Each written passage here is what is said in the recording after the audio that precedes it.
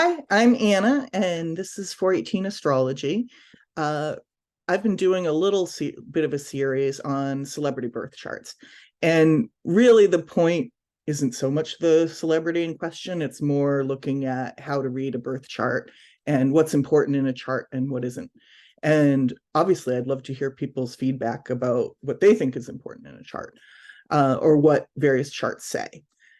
So this is Taylor Swift's chart. She's another Scorpio rising. I've been trying to get a group of Scorpio risings together because I think we all have something to say to each other, and a lot to talk about. So I'm just picking some Scorpio risings in honor of it being a Tuesday. So last time I did Jim Carrey.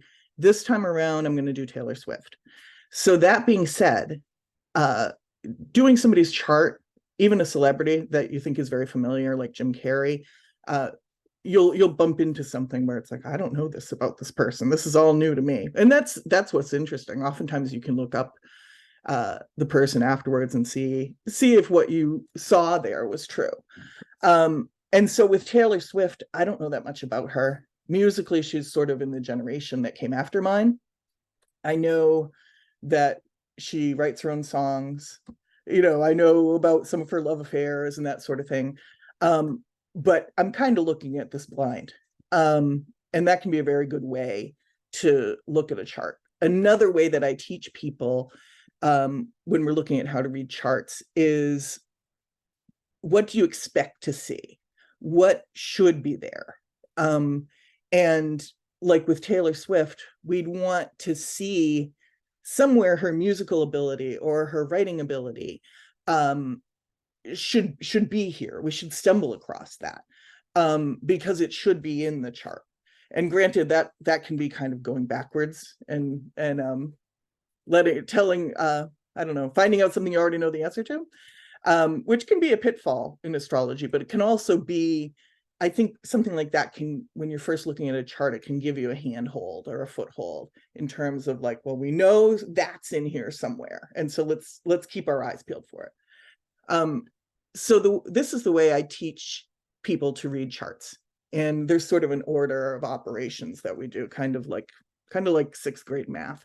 So the most important thing to start off with a chart is just your take on what it looks like, what jumps out to you, that sort of thing. And that's really like an intuitive glance. And I recommend, well, you could start your whole reading that way, dive in and do everything intuitively from there. And that is completely legit. My little order of operations, where you look at this and then you look at this and then you look at this, I tried to arrange that in order of importance so that you are at least getting the most important things in a chart and then gradually decreasing to less and less important things. So you're getting the biggest messages, and you know which messages are the most important in a chart, which symbols are the most important in a chart, because that helps you understand the story that the chart is really trying to tell. Like we could zero in, for instance, on Taylor's lot of fortune here in the seventh house. And there's something worth mentioning about that. The she's very well known, I know this much, for her relationships, and her relationships often being in the media, or a big part of her story, or they go into her songs. And having your lot of fortune in Taurus, which implies money, because Taurus is a earthy, wealthy sign, and also being in the relationship part of the chart is kind of, I think we can see how that has played out in Taylor Swift's life, because in a certain way she's benefited from some of those relationships, in a lot of fortune kind of way. And if she hadn't had songs that, oh, we know this one is really about Harry Styles, oh, we know this one is really about, I forget who I know two songs by Taylor Swift. One of them is about Harry Styles and the other one is about someone who I forget, but he seemed like not a nice guy. Would she be so well known if she didn't have those famous celebrity tie-ins to some of her music or those stories? I don't know, but it's been lucky for her, and that's the lot of fortune. And how important is the lot of fortune? I don't even have it in my order of operations, which maybe I would change moving forward. But I don't think it's necessarily one of the most important parts of a chart. So anyway, that is one way where you could be led astray and think that, hey, this person is all about relationships and this is where everything that's important in her chart is. And I think you can be led astray by just sort of intuitively picking out a detail and zooming in on it without assessing first what's the most important thing in this chart. And so going through all the important things in order. So like I said, the first thing is to really get like an intuitive feel for the chart. And as an intuitive feel, what do we see with this chart? It looks like an intense chart of an intense person. And with Scorpio, that intensity kind of comes part and parcel with the sign. And so that makes sense. But these oppositions, she's got all these oppositions, some really strong trines too, but all these oppositions bisecting the chart in half. And so we know that there are conflicts there. There's something interesting there. And Taylor Swift has obviously, and you could say this about any celebrity, in a certain way, they've had a good life. In the sense that they're not worried about where their next meal is coming from. Usually, they're not worried about where they're going to sleep tonight. They've had some career success, or we wouldn't know about them usually. And so we think of oppositions as bad things in a chart, and they are more challenging things in a chart. But it's good to remember that having this kind of tension can also bring about a kind of greatness. Like this is the crucible in which greatness is potentially formed, is having some oppositions like this, because it gives that person a challenge. That challenge and that, I don't know what you would call it, that challenge or that split, that tension is built into their life and who they are. I look at the chart as a symbolic map of the soul. It's our soul in symbol form, so to speak. And having those tensions built right into your soul, like she does with these oppositions, it gives you a chance to strive and achieve for something that may come easily to other people who are like grand trine type of people, where everything flows more easily. And you see a lot of celebrity charts with grand trines too. This chart reminds me the most, just in terms of these aspects in the middle. And it's funny, the aspects always kind of draw your eye as the first intuitive thing. This chart reminds me a little bit of Jeff Buckley's chart, just in that it has this very striking shape to it, this triangle in the aspects. And Taylor Swift's does too.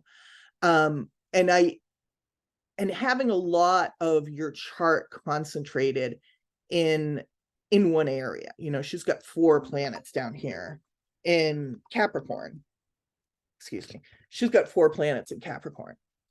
And having a lot of your chart really concentrated in one area. So all those planets in Capricorn are facing off against all these planets in Cancer. That links all of these planets together. You touch this Uranus in Capricorn, and it sets off a chain reaction of all 4 of these planets and all 3 of these planets up here in Cancer. And so with Jeff Buckley's chart, who I suppose maybe I should do him next. I don't think he was a Scorpio rising, but he doesn't have to be. With Jeff Buckley's chart, if you look at the transits on the day of his death, he had a setup kind of like this. And that on the day of his death, Mars was affecting this whole setup he had. And you can see how that can potentially, this can lead to having everything linked together, having all your eggs in one basket can be a very positive thing astrologically, but I think it can be a negative thing too, because everything's in one spot. And so everything happens to these little areas of Taylor's chart. And so that's what I noticed just looking at it. That's always the first step of any chart, is what's your intuitive take on this chart. And a lot of times our first look at the chart comes through looking at these aspects. Maybe it's because they're in the middle of the chart and they're bright red, but that's what jumps out to me about Taylor's chart. But officially starting, I always recommend that people start with the first house. If you're looking for the most important thing in any chart, it's in the first house. So she's a Scorpio rising, as we said, and she's got 2 planets in the first house. So those 2 planets are the most important planets for Taylor Swift. First house planets are the most important planets for you. That and your ruling planet. They're sort of all your rulers. If you have, you might have some first house planets and then, you know, a ruler off in another sign or another house. And those are the most important planets in any chart. And you can see with Taylor Swift, she's got 2 planets in the first house. The other thing that really draws my eye right away is she's got Mars right on the ascendant. She's got both the rulers of Scorpio, the traditional one, which is Mars, and the modern one, which is Pluto, both in Scorpio, both in their rulership. And the Mars is right on the ascendant. So this brings a person with incredible perseverance. Scorpio is the more like driven side of Mars, the part with a lot of persistence. I'm thinking of the part in the movie Shawshank Redemption where one of the characters tunnels out of the jail using like a tiny little hammer and just working at it forever. That's some of the Mars and Scorpio energy. And having Mars and Pluto both in domicile in the first house, that gives this person a lot of intensity and a lot of energy. So let's pick apart more slowly what these things mean. So here she's got Mars right on the ascendant. That makes Mars the most important planet in her chart. And it makes her part and parcel with Mars. Like she is Mars. She's Mars anyway. All Scorpio rising people, we are our ruling planet. We are Mars. And Taylor Swift no differently. But that her ruler is right on top of the ascendant makes her Marsness even more prominent. This is someone who deeply has Martian nature. What does it mean to be Martian? The key word for Mars is the concept of separation. And I've said this before, I'll say it again. Mars is separation, whether it's separating your head from your body or separating yourself from the pack, distinguishing yourself, or Achilles sulking in his tent in the Iliad. Mars is all about separation. Separate. Venus attracts. And so with Taylor Swift, we have a woman who's identified with Mars. And it's that's always interesting. And to me, I don't know if I'll be able to describe this well. Well, let me start at a different place. So it used to be very fashionable to astrologically to go with the planets in the first house and the ruler, the rising sign, the things we're talking about now. People used to link them to people's appearances really accurately. There are things that people were good at psychically that, I don't know, they fall out of favor or you lose the need for them, and they just don't work as well anymore. You hear a lot of lore, for instance, about, you know, oh, my great grandmother knew, you know, she'd see a pregnant woman, she knew if it was a boy or a girl. And people don't seem to do that well, psychically telling whether something's a boy or a girl, while the person's still pregnant anymore. That ability seems to be lost. And maybe it's because we have ultrasounds now and blood tests and a million other ways to know, but it just doesn't work as well as it seems to have in the past. And I've always thought of the appearance being governed by the first house and the planets in the first house. Yes, it would have to be, because the first house is our appearance. As I've said in my video about Jim Carrey, the ascendant is your face. The first house is your body. So of course this is going to describe your appearance. But in older astrological books, they had they would really tie this into like different types of people, and you know, people looked this way or that way, and like this is a swarthy type of person who and it almost sounded like phrenology. I'm kind of glad that did go out of fashion, because there was something almost like uh, something very stereotypical about it that I think is probably a good thing that we've let it go, you know. But one of the things I would say about Taylor Swift being ruled by Mars, and granted, she's a celebrity under a tremendous amount of pressure. And so I feel funny commenting on her appearance at all, but it's also interesting astrologically. So she's feminine at first glance for a Mars ruled person, but I think it's also interesting and probably relevant that she's not the curviest person. She's not, she doesn't, even though she's obviously a beautiful woman, and attractive, and you know, half the songs are about her lovers and all that stuff, so it's not like she's bad looking, but there's something I would say about her that doesn't hang naturally in the feminine world. Like, I think she looks conventionally attractive in a certain way, and she has worked hard to get there, or she has fit the square peg into a round hole. And she's worked at it, and you have to work at it to be a celebrity, but it seems to come less naturally to her than some others. And that could be related to this Mars on the ascendant, where she's under a lot of pressure to be very feminine, where her astrology says at your root you're Martian, which is masculine. And you know, this gets into even muddier stuff or trickier stuff around gender and masculine versus feminine. And that all plays into it too. But that has so much to do with somebody's individual interior experience that unless someone was sitting here with me and said, let's talk about my gender in the chart, I only want to go so far into that, because we all need to define ourselves at the end of the day. And one of the reasons that I think people have had a backlash against astrology, or one of the problems that people have with astrology, is that it says you're this type of person, you're like this, you're not like that, your fate is bad, you know, you're and this part of you is good, and so people feel like they're having their life stories written for them ahead of time in a way that they don't like. And so that's something I think whenever you're reading anybody's chart to kind of be mindful of. But so we're always kind of walking a line, especially talking about the chart of somebody who's not here in the room with us. So Mars on the ascendant for Taylor Swift, this means Mars is an incredibly important planet to her.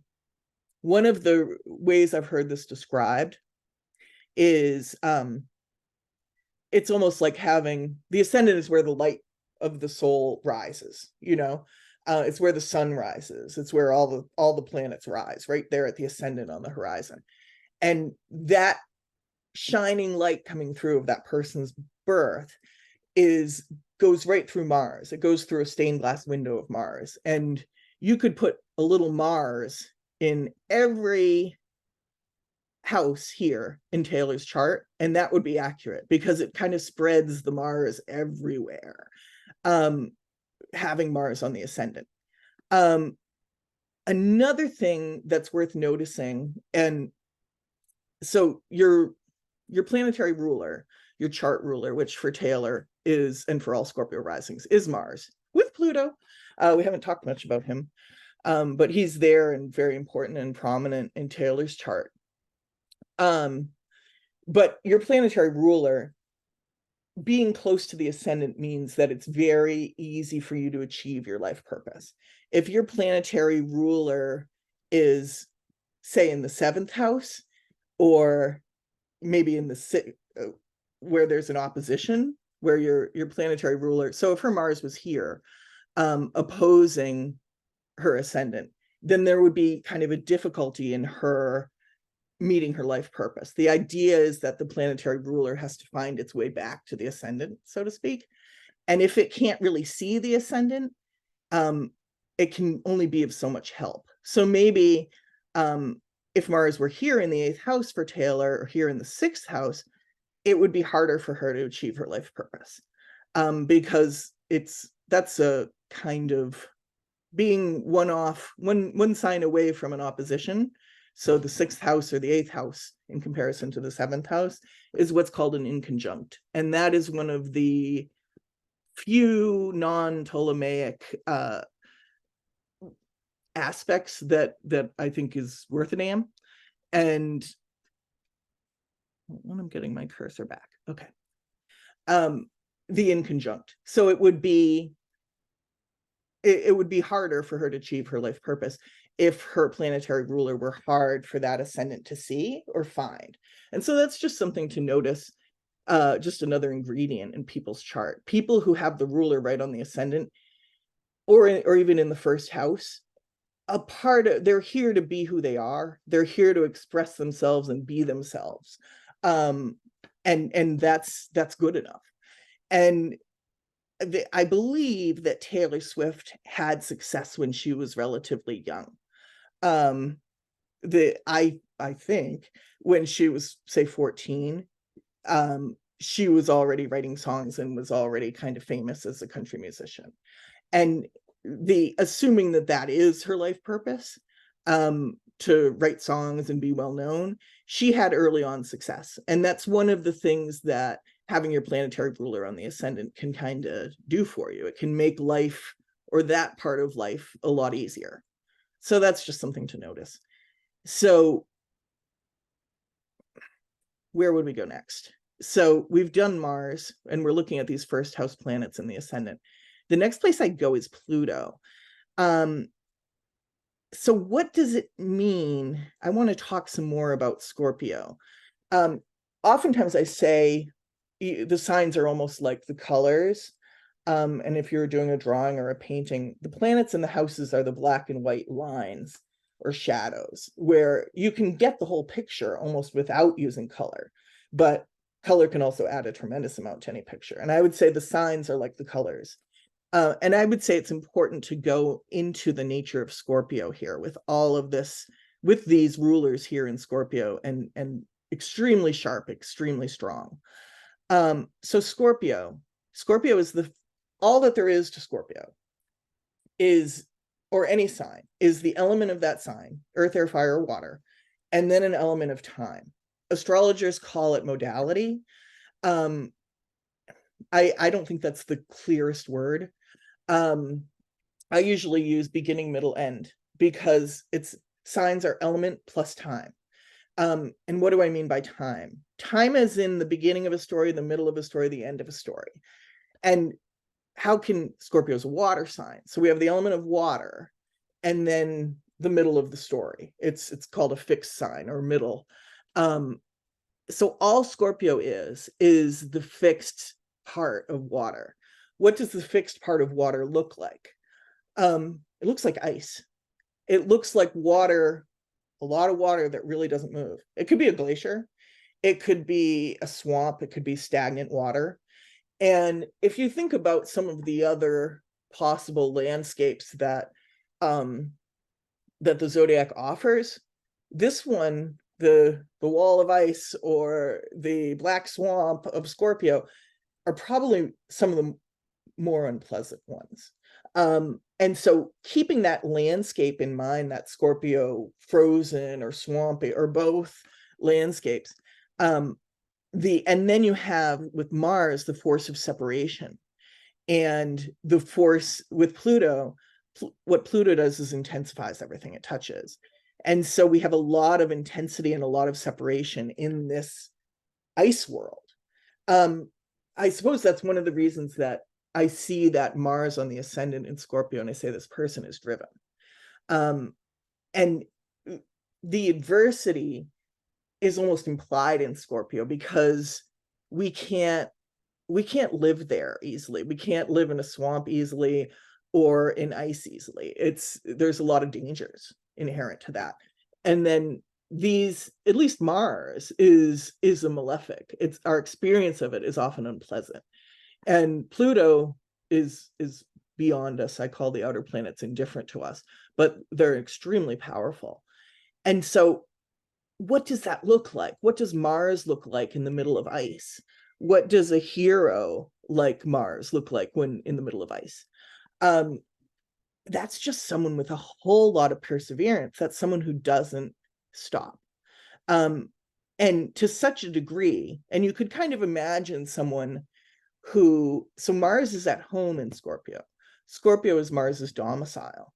And so someone who's at home in that swamp, or in that ice on that glacier, has really learned how to survive. And there's a lot of subtlety to that. There's a lot of perseverance to that. There's a lot of arcane knowledge to that. And as you can see, I'm just spitballing about Scorpio and Mars, and using the very basic elements. And that's what I really try to teach with astrology, is these are all really simple things. Like, you can get a whole book, I'm sure, about Scorpio and all the different ways this can play out. But the only thing that those books are about is they're just riffing off the fixed element of water in the middle of the story, water where it's not going anywhere, and water being really our emotions. And when our emotions are fixed, we don't like it. It's not fun. The emotions are kind of supposed to flow, and there's a give and take. But if somebody is icy, their emotions are not moving. They can't be affected by other people. And that's very Scorpio, if you look into the lore of what Scorpio is. So yeah, so that's Taylor's first house. And I would say this part of it is extraordinary. And I like seeing this kind of thing in celebrities' charts, because you can kind of circle it and say, here's what's magical about this person.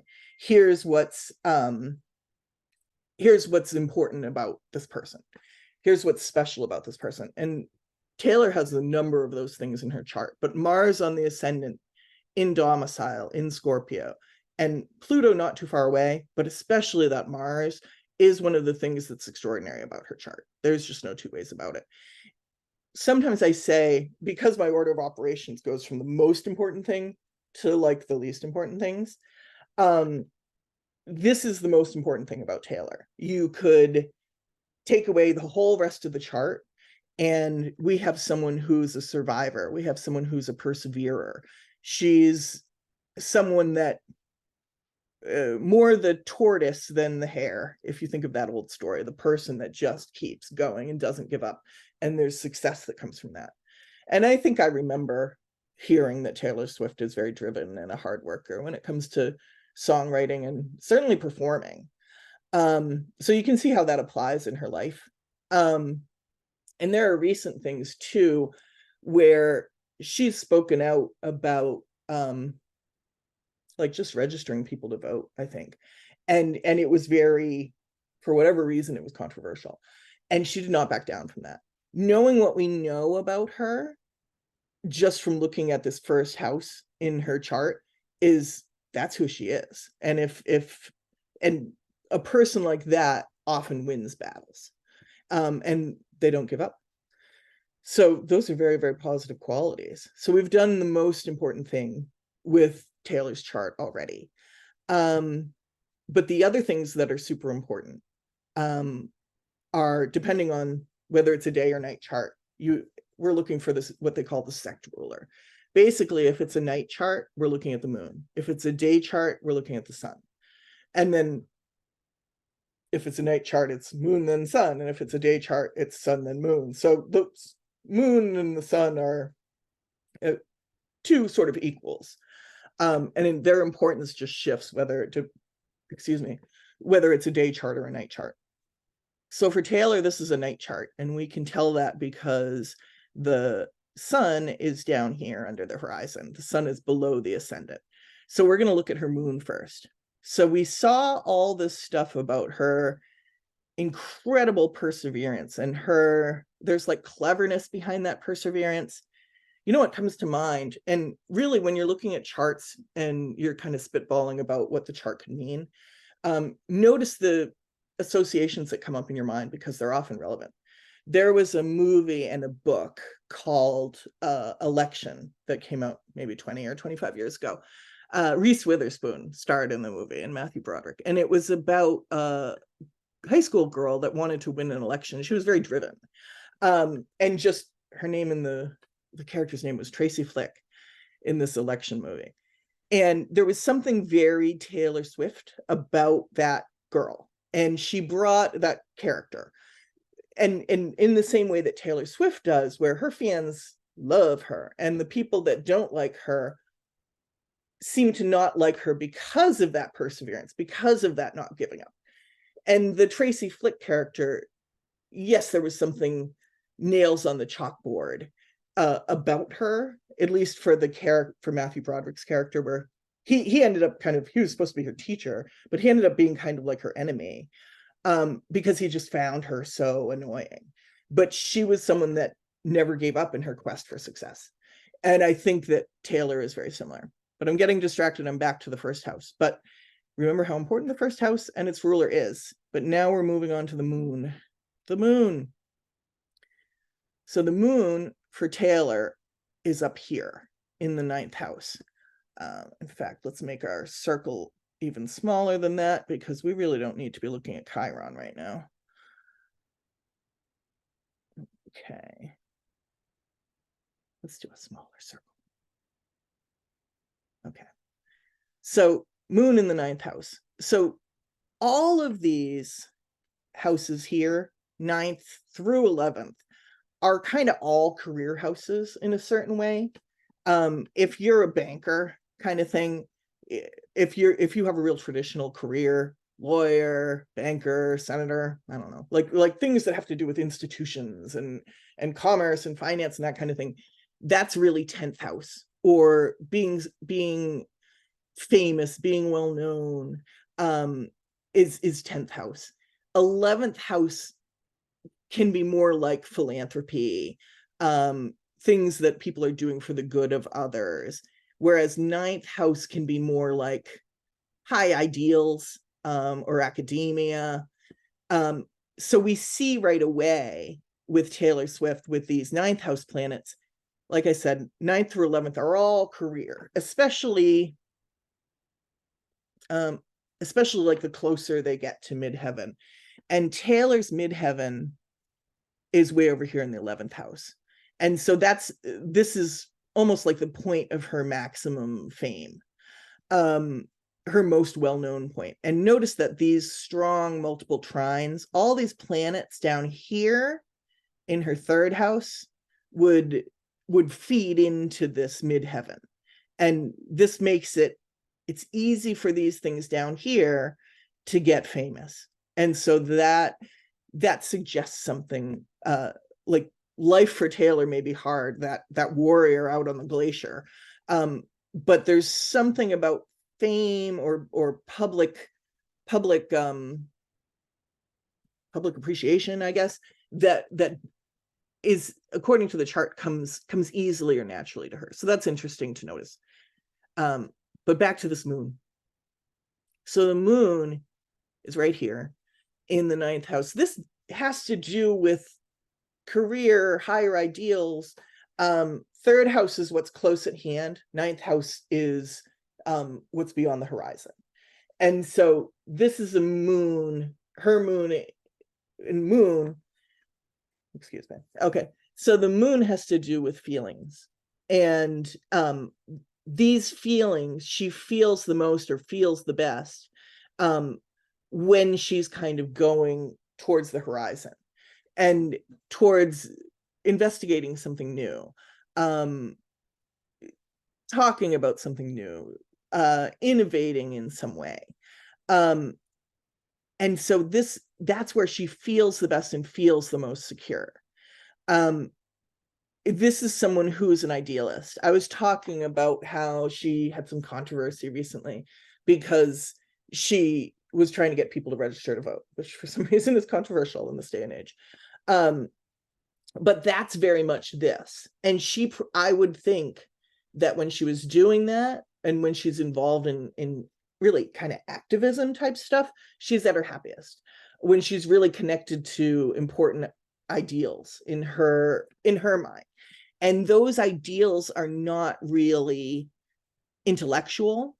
They're more feelings related, because this is the moon, and the moon is all about feelings. The moon's verb is feel. And this is the moon in Cancer. And so this is the moon in its domicile. This is another really extraordinary thing about Taylor's chart. Taylor has Mars in domicile on the ascendant. That's a wow. And then to have Pluto in the house also is a wow.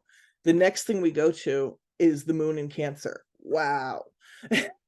And so she has some really strong planetary placements where if, I don't know, 18-year-old Taylor Swift, or before she was famous, or right after she's born, say, we look at her chart, it would be, and we say, is this person going to be famous? Is this person going to be successful? These are markers of yes.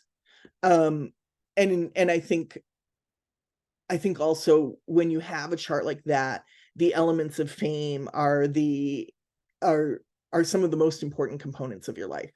Where if she were to lose that, it might be very difficult for her. I don't think fame ever really goes away, not when you've attained the level that Taylor Swift has.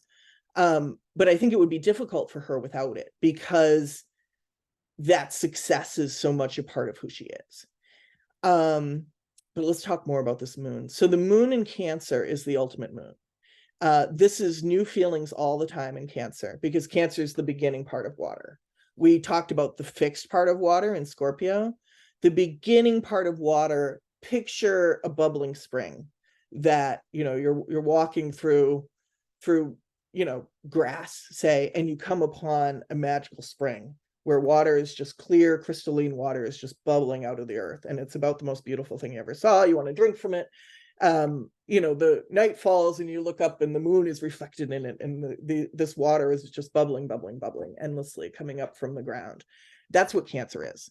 And you can see why the moon, which wants to feel, is very happy in a sign that's all about new feelings.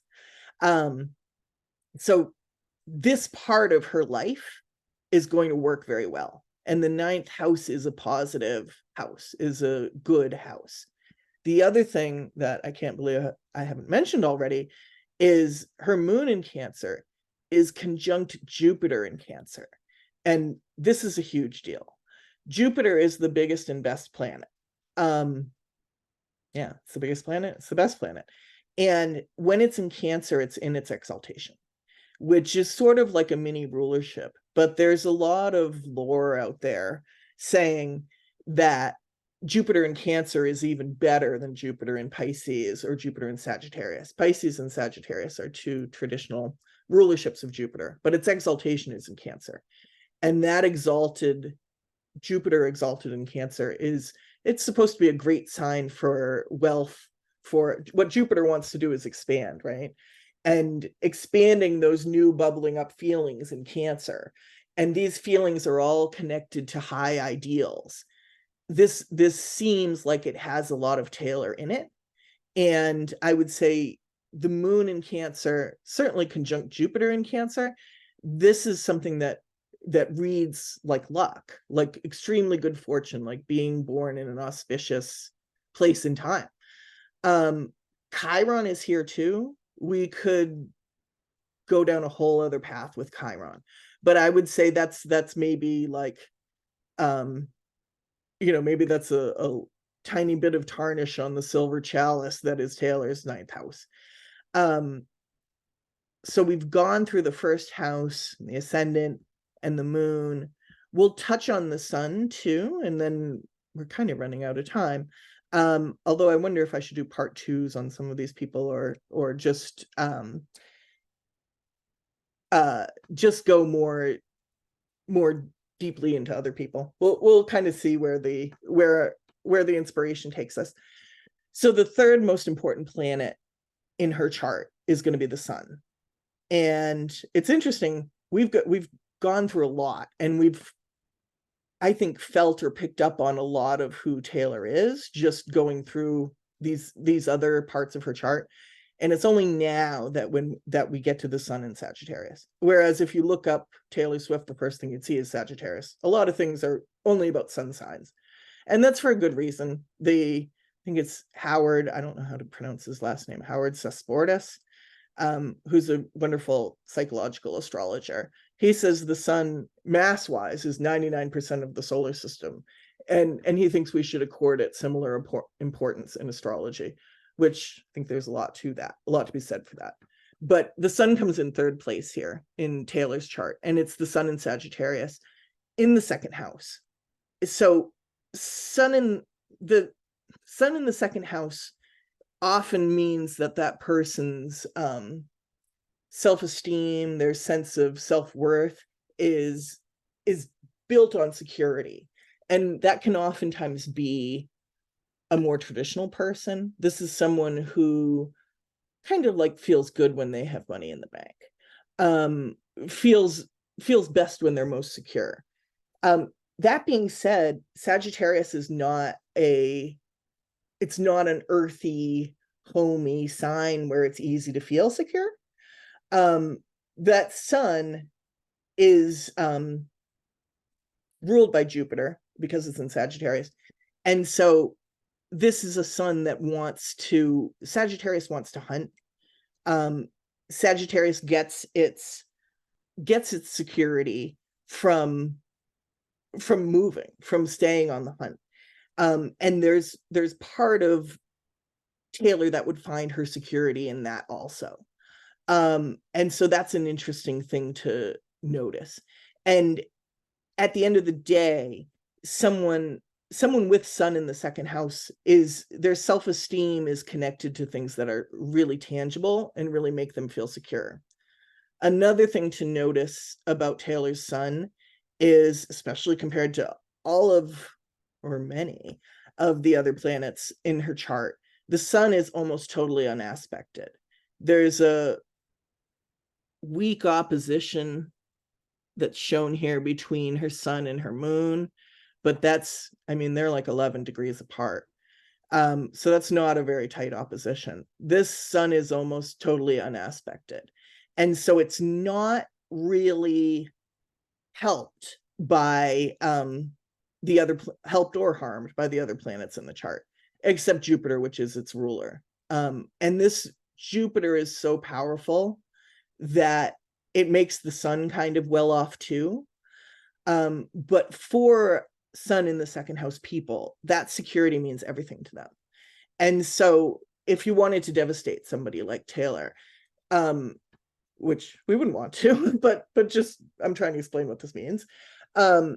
If you wanted to devastate someone like her, you'd go for the bank account, because that feeling or whatever security is for her.